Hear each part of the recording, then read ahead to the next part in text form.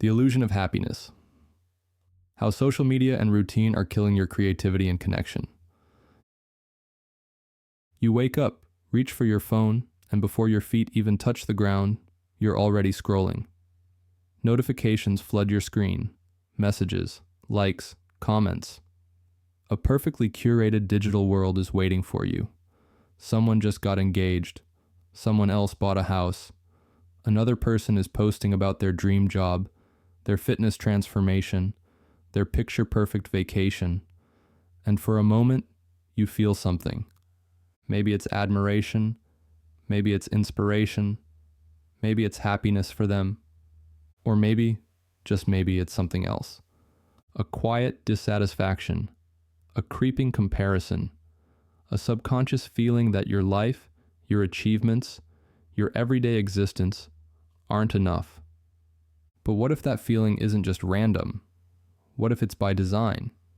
What if your happiness, the emotions you experience, the highs, the moments of validation, are being manufactured by a system designed to keep you engaged, addicted, and always wanting more?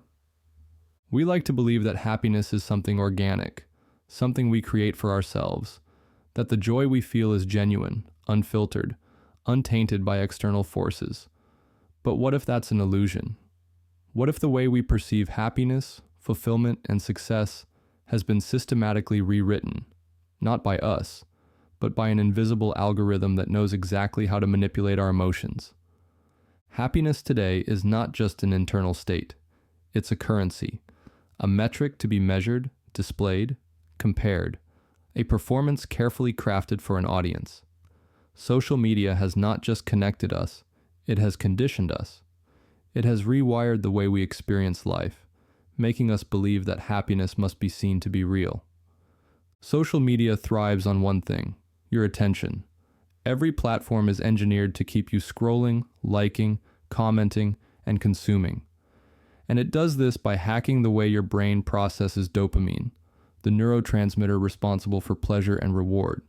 Studies have shown that the validation we receive on social media, whether it's a like, a comment, or a share, activates the brain's reward system in the same way as drugs, gambling, or sugar. It's instant gratification, microdoses of pleasure that train us, without us even realizing it, to seek more and more. But here's the catch. Dopamine isn't about lasting happiness. It's about desire. It doesn't fulfill you. It makes you crave. It doesn't make you content. It makes you chase the next hit. This is why social media never feels like enough. Why no matter how many likes you get, how many followers you gain, how many comments flood in, the feeling is fleeting. The high fades, and you find yourself scrolling again, searching for the next boost, the next rush of validation. This is not just a side effect of social media. This is the design. The system is built to keep you incomplete, always feeling like there's something missing, something you need to achieve, post, or consume to finally feel whole. It feeds off your insecurities, your need for approval, your deep human desire to be seen and valued. And it does it so well that you don't even realize it's happening. But this isn't just about happiness. It's about connection. Because as much as social media claims to bring us together, it is also pulling us apart. We live in a world where we can talk to anyone, anywhere, at any time.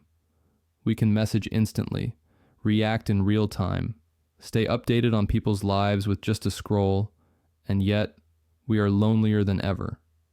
A growing body of research shows that excessive social media use is directly linked to increased feelings of isolation, anxiety, and depression.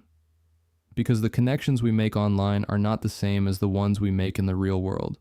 We feel like we're maintaining friendships because we see their posts, but we don't call, we don't visit, we don't have deep conversations anymore. Instead, we react. A thumbs up, a heart emoji, a quick congrats in the comments section. Over time, deep relationships are replaced by shallow interactions. Real friendships are replaced by digital spectatorship, and the irony is that we feel lonelier than ever, despite being connected to more people than any generation before us. The scariest part? We've stopped noticing. We've accepted this new version of reality where intimacy is measured in screen time, where friendships are maintained through algorithms, where the people we spend the most time with exist inside a device. We don't even question if this is real connection anymore, because we've forgotten what real connection feels like. And as all of this is happening, something even deeper is being lost: creativity. Because creativity requires space, it requires boredom, silence, unstructured thinking. But how often do we let ourselves be bored anymore? Every spare moment, whether in line, in traffic, or sitting alone at a cafe, is now filled with scrolling. Instead of letting our minds wander, instead of reflecting, instead of allowing our brains to make unexpected connections, we consume. Psychologists at the University of Central Lancashire conducted a study where participants were given mundane tasks, like copying phone numbers from a directory.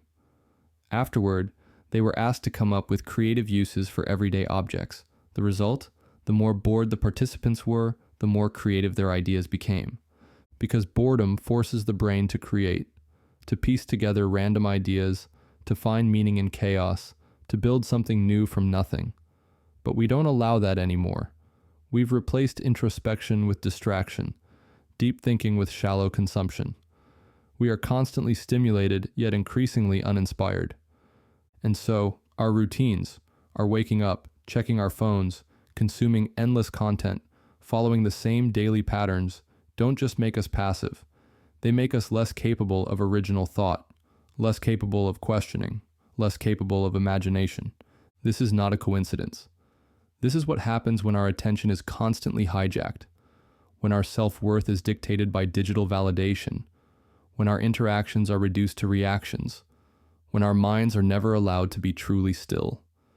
And when creativity dies, when we stop questioning, stop exploring, stop imagining, what kind of lives are we really living?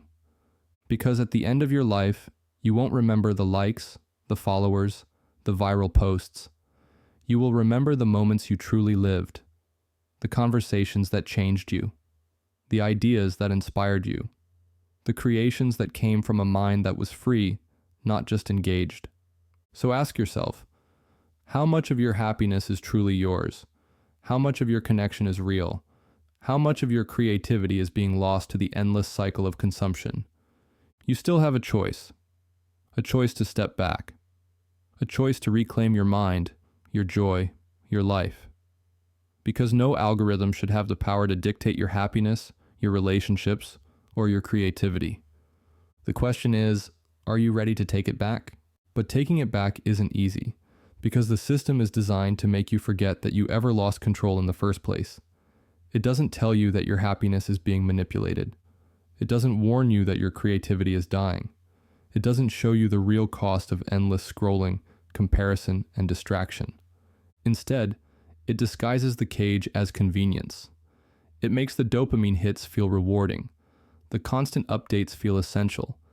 The endless noise feel like connection. It keeps you engaged just enough that you don't stop to question it. And if you do question it, the fear sets in. What happens if you step away? Would you be missing out? Would you feel invisible? Would people forget about you? Would you forget how to exist without the constant stimulation? This fear, FOMO, the fear of missing out, is not a natural human condition. It is a manufactured response, carefully engineered to keep you plugged in. Because the truth is, you're not missing out on anything real. What you are missing, however, is your own life. Because while you are scrolling, there is a world beyond the screen that continues without you. Conversations that aren't turned into tweets, laughter that isn't recorded, experiences that don't need validation to be meaningful. There is a version of you that exists outside of the algorithms, the metrics, the social approval. And that version of you, it's waiting for you to reclaim your time, waiting for you to stop passively consuming and start actively living, waiting for you to be bored again, to sit in stillness and let your mind create instead of just react, waiting for you to rebuild your attention span so you can read a book without checking your phone, have a conversation without reaching for a notification, be present in your own life without feeling the need to document it for others. It's waiting for you to break the cycle. Because breaking free isn't about deleting your accounts or abandoning technology altogether. It's about using it differently. It's about making intentional choices instead of unconscious habits. It's about deciding that your happiness will no longer be dictated by an app, that your self-worth will no longer be tied to likes, that your creativity will no longer be suffocated by distraction. It's about realizing that happiness is not something you find online, it's something you build in real life. But that requires discomfort. It requires rewiring your brain, learning how to exist without constant input. It requires sitting in silence and confronting your own thoughts, without the escape of scrolling. It requires real conversations, real effort, real presence. And maybe, at first, that feels difficult. Maybe you will feel the itch to check your phone, the impulse to reach for validation, the emptiness that comes with detoxing from an addiction you didn't even know you had. But then something will shift. You will wake up one morning and realize you don't need to check your phone first thing. You will have a conversation where you are truly present, without distraction. You will go for a walk, sit in silence, let your mind wander, and suddenly a new idea, a new perspective, a creative spark that had been buried under years of overstimulation will emerge. And in that moment, you will understand what you had been missing all along. Not the trending topics, not the latest updates, but your own mind, your own happiness, your own creativity. So now, the choice is yours. Will you continue to live as a product of algorithms, a passive participant in your own life? Or will you unplug, reset, and reclaim what has always been yours? Because at the end of it all, the most important question is not how many people liked your last post. It's how much of your life did you actually live?